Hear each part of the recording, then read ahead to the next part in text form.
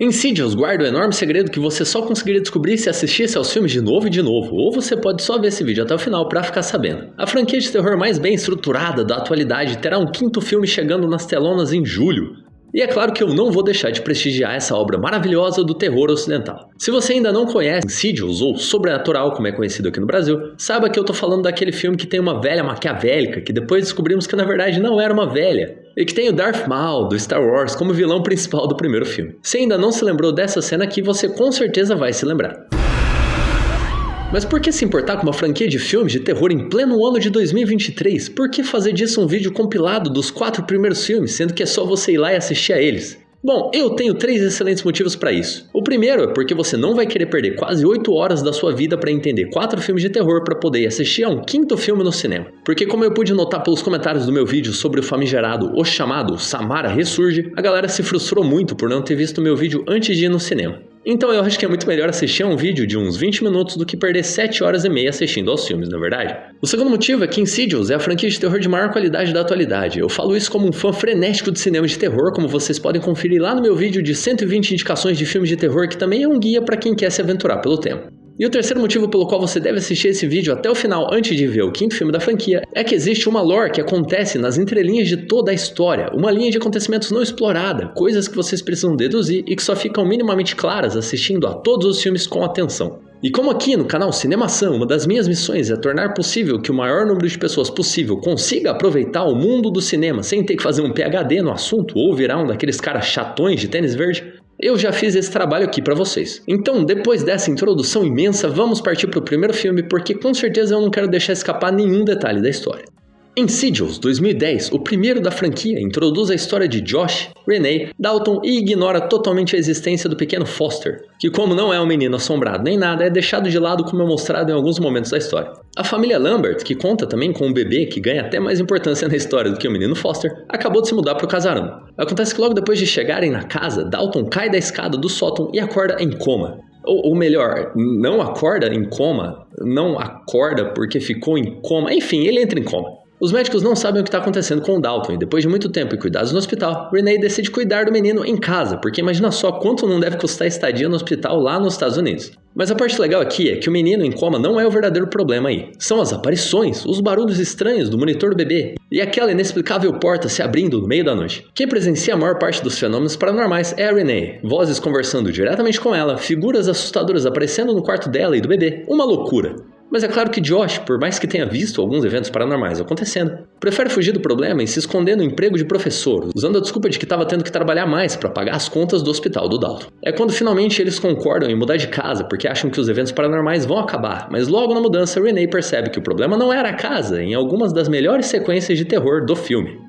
É depois disso, e tendo que lidar com o Josh que está completamente em negação, que Renee decide buscar ajuda. Então somos apresentados a Elise, a paranormal que conta com 2 ajudantes que servem de leve alívio cômico pro filme, Tucker e Specs. Elise encontra o casal e diz que pode ajudar, mas Josh reluta bastante e os expulsa de casa. Porém, depois de olhar os desenhos que Dalton deixou na parede do quarto, ele percebe que realmente o que a Elise falou era verdade, de que Dalton era um viajante astral nato e que por não ter medo das viagens, acabou indo longe demais, fazendo amizade com uma criatura do mundo dos espíritos e agora aquela criatura queria pegar o corpo do menino pra ele. Guardem essa informação aí, eu vou chamar essa criatura de Cara Vermelho a partir de agora para ficar mais simples nas futuras explicações. Mas antes de continuarmos, como é que pode esse menino ter feito todos esses desenhos que serviram quase que uma história em quadrinhos sobre o que estava acontecendo com ele? E os pais que se mudaram 2 vezes e tiveram que pendurar esses desenhos na parede sozinhos, já que o menino estava em coma, não acharam nada de estranho nos desenhos que tinham até versinhos contando a história.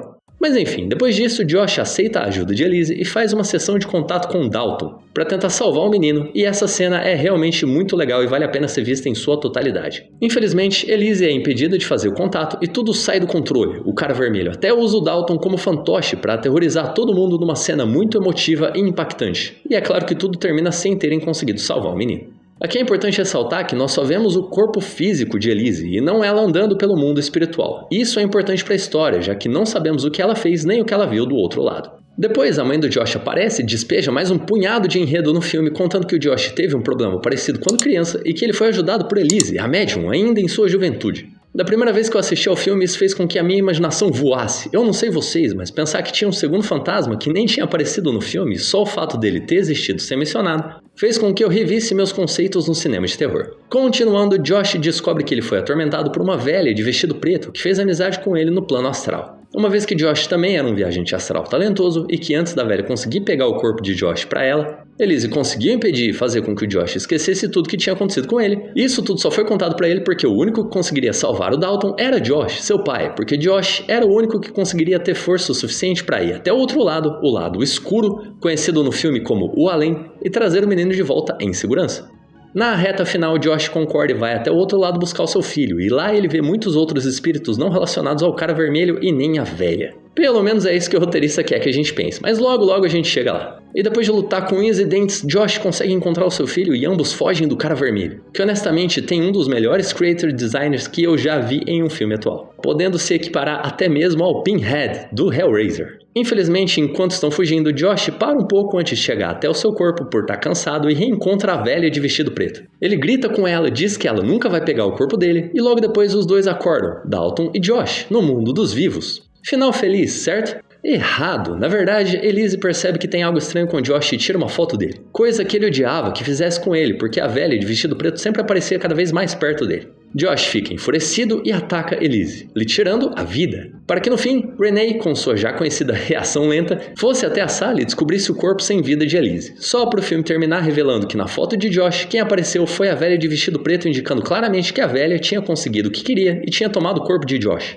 Que nos segundos finais do filme chama por Renee, toca o ombro dela e o filme termina em um gancho de altíssimo nível. Então, seguimos direto para Insidious, capítulo 2 de 2013, porque tem muita coisa para contar e eu não quero que esse vídeo fique muito longo. Nós seguimos os acontecimentos imediatamente após o final do primeiro filme, mas não antes de vermos o caso em que a Elise salvou o menino Josh muitos anos atrás, quando ela ainda era jovem, em uma cena de flashback. Essa cena também serve para nos introduzir ao sistema de tempo que existe no mundo dos espíritos, um tempo não linear e meio sem regras, mas já a gente chega lá. Além disso, também conhecemos Carl, um personagem de extrema importância para a história e antigo colega do ramo de Elise. Depois, nos dias atuais, Renee está sendo interrogada porque obviamente seu marido é o principal suspeito da morte de Elise, mas ela tenta culpar o fantasma da foto. Renee começa a ouvir o piano tocar sozinho e já quer mudar de casa de novo, porque os fenômenos paranormais não pararam. E claro que o Josh, que nós espectadores sabemos que na verdade não é o Josh, tá relutante por motivos diferentes dos motivos do Josh do primeiro filme. Agora, ele parece não querer que os fenômenos paranormais aconteçam porque sabe muito bem o que os espíritos do outro lado querem e do que eles são capazes. Dalton e a mãe do Josh começam a presenciar atividades paranormais e a mãe do Josh, depois de pedir ajuda para Tucker e Specs, vê o Josh adulto em um recorte da gravação feita por Elise muitos anos atrás, quando cuidou do caso do Josh criança, mostrando simultaneamente Josh adulto e criança. Sem a Elise, eles agora pedem ajuda de Carl, o homem dos dados, antigo colega de Elise, e recebem ajuda do outro lado, ajuda essa que os leva até a pista de um hospital, onde descobrem um paciente chamado Parker Crane. E esse paciente é a chave para todos os acontecimentos de toda a franquia Insidious, porque Parker é, na verdade, a velha que está possuindo o corpo de Josh. Nesse momento do filme, o espectador já sabe que o Josh está possuído, então fica fácil entender seu comportamento estranho. Mas é aí que somos surpreendidos mais uma vez, já que a velha de vestido preto, na verdade, é um velho com um passado terrivelmente sombrio. Parker Crane foi um assassino conhecido como a Noiva de Preto, que fez muitas vítimas por motivos que eu prefiro não falar aqui no vídeo, mas se vocês estiverem curiosos com o que causou esse distúrbio com relação ao Crane, fiquem à vontade para pesquisarem. No fim, eles deixam claro que a responsável por toda a maldade em Crane era sua mãe, que tinha roubado sua infância como um garoto normal. Mas isso ainda não é importante para a história. Nesse momento, a informação de que Josh está possuído por Parker finalmente chega aos personagens do filme, deixando de ser algo sabido apenas pelo espectador. E é quando a mãe de Josh, junto com Carl, Tucker e Specs, decidem fazer alguma coisa para deter Josh, possuído por Parker Crane. Depois de muita confusão e do Josh possuído ter conseguido vencer 3 pessoas e de ter mandado Carl pro além, o filme se divide entre o mundo real e o mundo dos espíritos. Já que o que aconteceu no mundo dos vivos até agora na casa dos Lambert foi só a Renee desmaiando e vendo coisas e o Crane andando por aí misteriosamente. Mas é agora, no mundo dos espíritos, que o verdadeiro Josh volta para a história, já que ele tinha ficado perdido no além depois de ter seu corpo invadido. Carl e Josh, agora juntos, começam uma jornada através do mundo dos espíritos, e é aqui que descobrimos mais claramente que o mundo dos espíritos não tem um tempo linear. As coisas acontecem no passado, presente e futuro no tempo que for necessário, porque a cena do primeiro filme, onde a porta é aberta e o alarme é ativado, foi causada pelo Josh. preso no mundo dos espíritos. E só vemos isso acontecer nesse filme porque estamos seguindo a linha do tempo do mundo real, entenderam? Eu sei que é confuso, mas fica mais fácil de entender quando logo depois Josh adulto é guiado pelo Josh criança, depois de terem encontrado a Elise e terem ido pedir ajuda ao menino Josh, que sabia onde encontrar o esconderijo de Parker Crane que o atormentava na época. Parker, no corpo de Josh no mundo real, começa a perseguir Renee e a mãe de Josh, que fogem dele enquanto o verdadeiro Josh tenta descobrir como voltar para o próprio corpo. E no meio dessa confusão toda, Dalton chega à conclusão de que precisa ir buscar o pai dele do outro lado, o que ele faz logo em seguida. No fim, com a ajuda do Parker criança, eles meio que conseguem derrotar a mãe do Parker adulto, que era a verdadeira vilã da história toda, e Dalton consegue voltar para o próprio corpo com o seu pai, que prova ser ele mesmo ao dizer que era ele tentando tocar a música que Renee tinha composto para ele no piano. Então, o arco da família chega ao fim, com Parker derrotado, Carl hipnotizando Josh e Dalton para eles reprimirem todos os acontecimentos passados, o Cara Vermelho não tendo sido nem mencionado e muitos acontecimentos estranhos do primeiro filme tendo sido explicados nesse. No final, Tucker e Specs visitam a casa de uma jovem Diana Ortega que pergunta quem é a mulher junto com eles, porque ela é a única que consegue ver Elise, que continuou trabalhando mesmo depois de ter feito a própria passagem, e então o filme termina com um possível gancho para algo que, infelizmente, não teria uma continuação. Já que Insidious capítulo 3, de 2015, também conhecido como Insidious, A Origem, não segue os acontecimentos diretos do segundo filme e, na verdade, conta a história de um pouco antes do caso Dalton. Quase imediatamente antes do caso, e se tornaria um dos filmes menos apreciados pelos fãs, mas, curiosamente, o filme que traria maiores respostas sobre Parker Crane e o Cara Vermelho. Mas vamos por partes porque esse filme tem pouco ou nada a ver com a linha do tempo da família Lambert, sendo mais parecido com um spin-off, então eu vou chamar a atenção apenas porque será importante para uma análise mais aprofundada a seguir. O filme conta a história de Quinn, uma adolescente que perdeu a mãe muito cedo e que quer continuar conversando com ela do outro lado, e para isso ela pede ajuda de Elise, que um pouco antes do caso Dalton, visto nos dois primeiros filmes, estava enfrentando problemas com a recente perda de seu marido, nunca antes mencionado. Elise diz a Quinn que não pode ajudá-la, mas fica com pena da menina e tenta contactar sua mãe, só para sofrer mais um trauma e desistir, pedindo desculpas a ela e dizendo para Quinn nunca mais tentar contactar sua mãe sozinha, o que é claro que ela faz logo em seguida. Quinn mora num prédio com uma série de personagens chatos que honestamente não acrescentam em nada na história. Ela tem uma amiga pseudo-descolada e um interesse romântico desinteressante, além de dar importância demais para sua pretensa carreira de atriz. O filme parecia ser o pior da franquia, quando finalmente, depois de quase ter perdido completamente o foco, Quinn é atropelada e todos os seus problemas de adolescente chata evaporam no ar com um belo par de pernas quebradas, para aprender que a vida é muito mais do que culpar o pai por todos os problemas. Ou o que ela acha que são problemas, é claro. E eu posso até parecer meio chato falando isso, mas realmente enche a paciência ver a menina choramingando pra lá e pra cá em um filme de terror, ainda mais do calibre de Insidious. Mas logo que ela é atropelada, um novo espírito maligno aparece. O espírito de um antigo residente do hotel, muito pouco explorado, acreditado apenas como o homem que não respira, e que tem uma coleção de espíritos para chamar de seu. Ele começa a tentar pegar a Quinn pra si, e é aí que as cenas de terror se mostram muito boas, sendo mais claras e visíveis e não mais subjetivas, como nos primeiros filmes. Insidious 3 tem alguns dos melhores sustos da franquia, para fazer justiça aqui ao menos aclamado da série. Mas a história fica por isso mesmo. O que importa, na verdade, é o que Elise está passando, porque enquanto ela reluta em voltar a visitar o além e usar o seu dom, ela se encontra com Carl, o cara dos dados, para conversar sobre os seus medos e descobrir que ela, na verdade, tem medo de uma mulher que vive dizendo que vai matá-la e que passou a aparecer para ela desde que seu marido se foi. Uma mulher misteriosa que fica dizendo para Elise que vai matar ela. Interessante, não é mesmo? Carl tenta ajudar a Elise, dizendo que ela usou seu dom durante muito tempo para ajudar as pessoas e que uma hora algum desses espíritos ia atrás dela, uma atitude muito nobre de Carl, e logo depois disso ele mostra uma foto de Josh e fala que agora, adulto, Josh tinha até mesmo um filho graças a ela ter ajudado ele quando criança. E isso é uma informação muito importante para a linha do tempo dos dois filmes anteriores, então guardem ela aí. Depois, Carl aconselha Elise usando a mesma frase dita por ela para Josh com relação a ser mais forte que os espíritos ruins, que Elise era mais forte porque ela estava viva. Elise vai até a casa de Quinn para tentar ajudar ela, depois de sua família já ter pedido a ajuda de Specs e Tucker, que aliás estava com o estilo Mr. T muito engraçado logo antes do caso Dalton, e ela consegue salvar a menina Quinn do terrível homem que não pode respirar. Então tudo ficou bem, certo? Certo, Quinn foi salva, Elise faz parceria com Tucker e Specs e final feliz. Mas tiveram alguns acontecimentos no além que merecem a nossa atenção. O primeiro deles é descobrirmos que a mulher que estava ameaçando Elise dizendo que ia matá-la era, na verdade, a noiva de preto, Parker Crane, para surpresa dos que não estavam prestando lá muita atenção no filme. A outra parte interessante é que Crane vai embora logo depois de Elise o expulsar. E por que isso é importante? Por causa da cena final do filme, onde vemos primeiro o rosto de Crane à espreita e logo depois o cara vermelho aparece. Isso pode ter deixado muita gente confusa, e realmente deixou, porque a quantidade de pessoas que não entenderam qual é a ligação do terceiro filme com os dois primeiros é enorme. Mas não se preocupe, que é por isso que eu tô aqui. Mas primeiro, o quarto filme da franquia Insidious, A Última Chave, de 2018, acontece imediatamente após o terceiro. Quer dizer, não tão imediatamente assim, já que o visual Mr. T do Tucker já mudou. Então, se o cabelo dele cresceu, já passou um bom tempo, né? Mas isso não é importante. O importante é que, como terceiro filme, esse também começa com um flashback. E ele, muito embora seja bem divertido por explorar ainda mais a vida de Elise, nossa paranormal favorita, não é lá muito importante para a história central de Insidious, que é a família Lambert. Nele, descobrimos que Elise sempre teve problemas com seu pai, que batia nela por ter um dom especial, como sua mãe dizia. Infelizmente, Elise foi a responsável pela morte de sua mãe nas cenas iniciais do filme.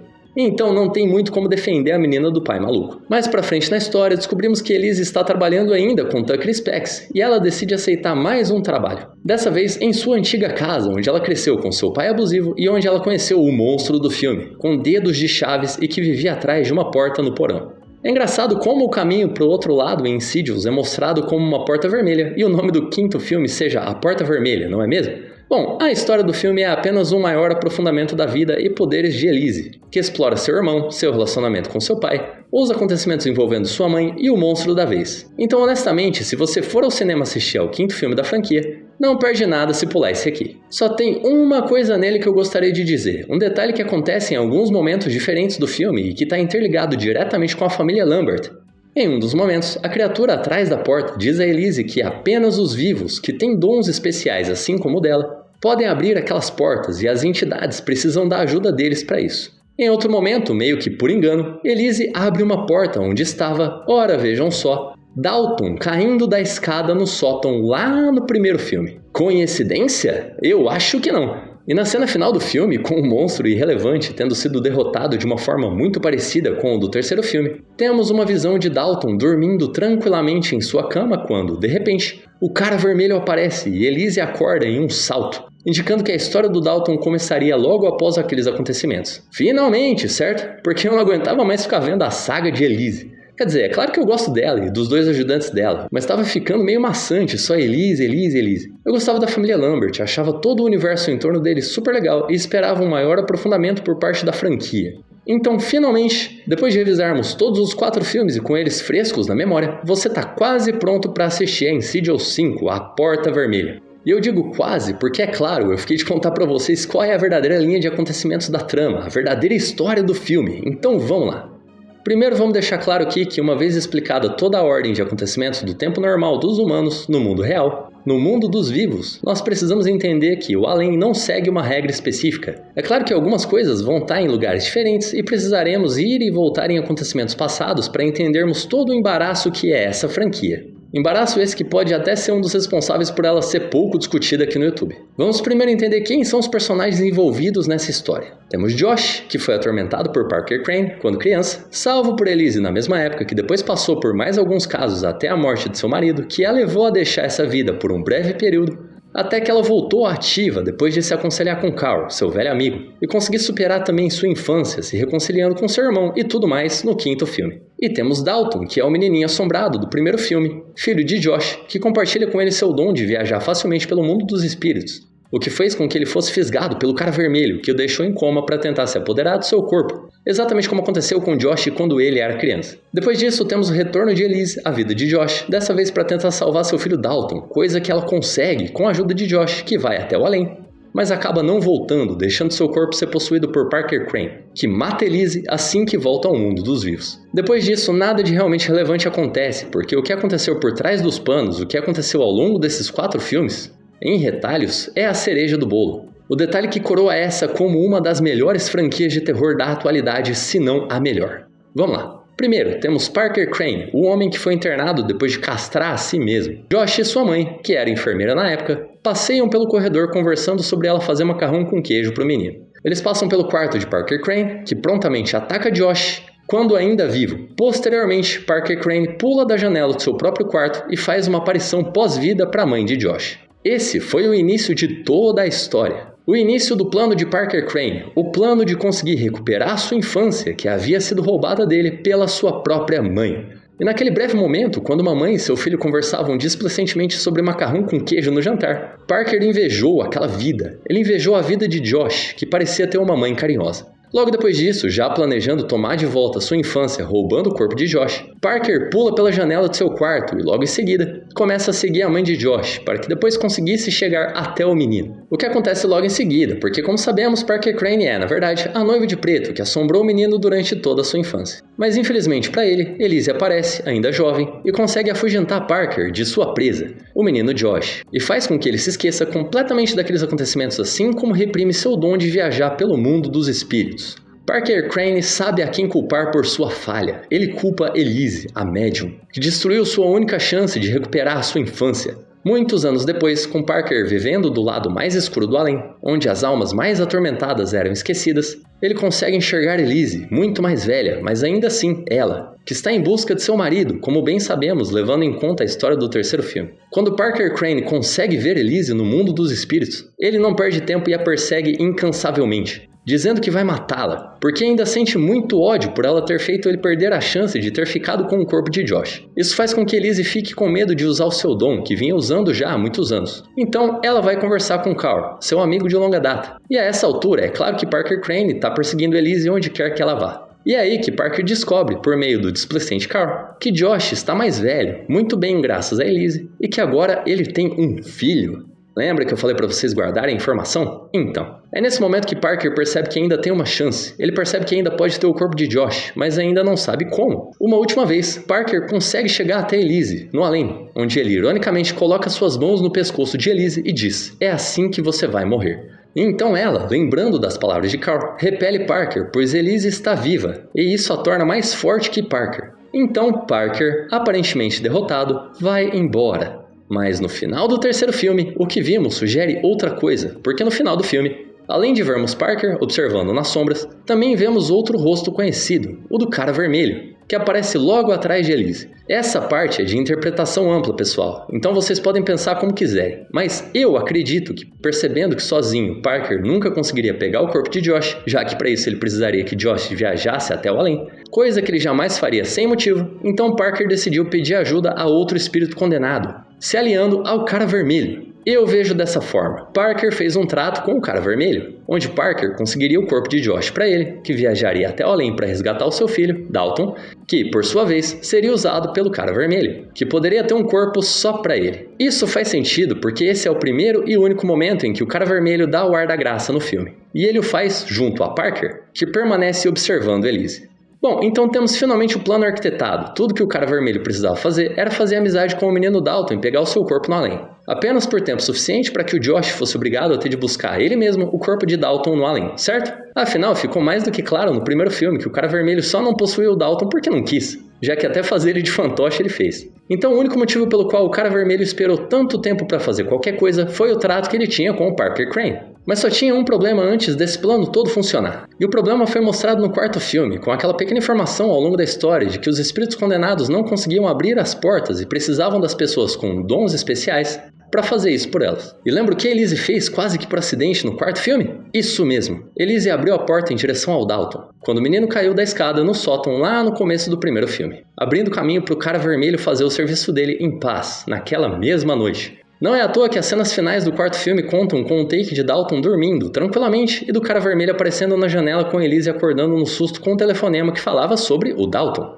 No final, foi tudo culpa da Elise, que abriu a porta para o cara vermelho pegar o Dalton e toda a franquia se iniciar. Ufa! Bom, essa é a linha de acontecimentos do mundo dos espíritos, a parte do filme tão difícil de entender e tão complicada de decifrar que não me espanta ninguém na internet ter feito essas conexões ainda.